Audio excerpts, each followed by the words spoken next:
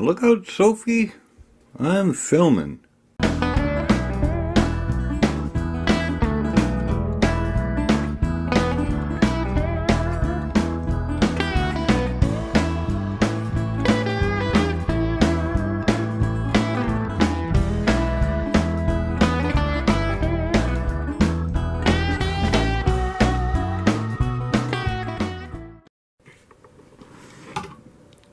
Yeah, so here we are. You can put these blades in at any quadrant of 0, 90, 180, etc. around the. And as I said before, I like to have the teeth pointing back at me. And get it up there just as fiddle string tight as you can.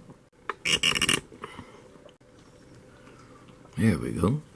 Okay, now with the blade pulling, there's where the sprue stops and starts.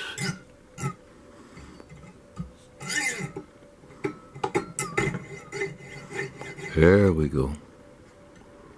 No. I want to be over here a little bit. There we go.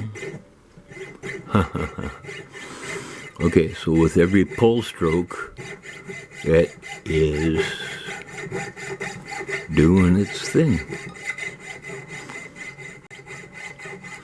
So up and down, and then turn the saw left and right as you go down through the piece. And that will maintain a nice clearance so the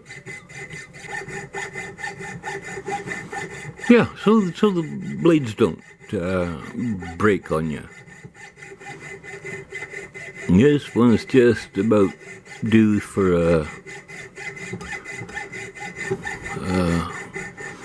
new blade, but try and just stay really loose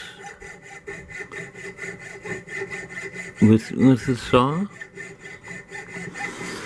By this time I used to broken at least one blade. And like I said,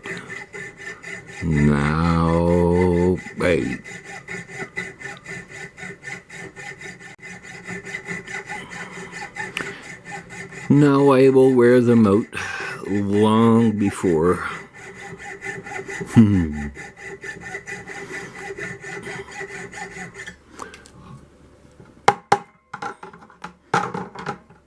And you must remember, this is not a race.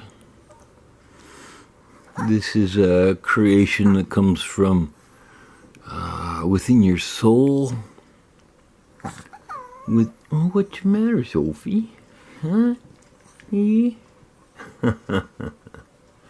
Yeah, she knows it's treat time. Yeah, no, I mean, these pieces are part of you. And you want to send them to your customers with all the love and attention that you have.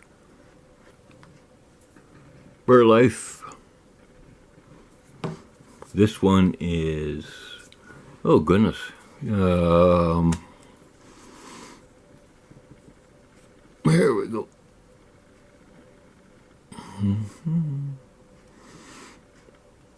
I've had this one now for a couple, 3 years, and it gets used a lot.